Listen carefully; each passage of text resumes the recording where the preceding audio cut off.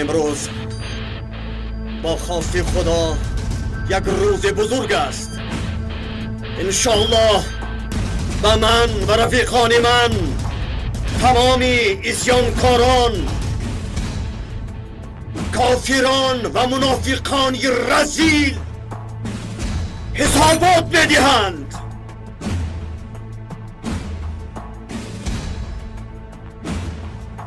با خواست خدا با آدمانی که علیه ایمان می جنگند جنگ اعلان میکنه.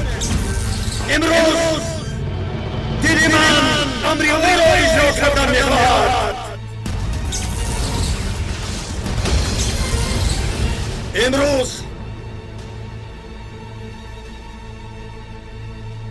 ترکیه بر این دولت‌های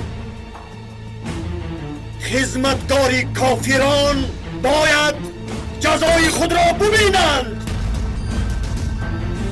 ترکیه باید دوستانش را از دشمنانش فرق کرده تواند.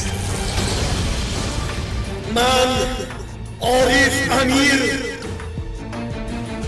امروز به اجرای امر خدا می روم.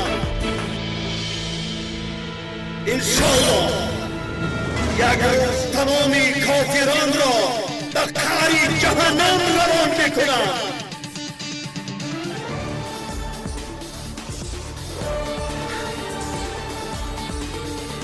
و زنده باد شعار ما،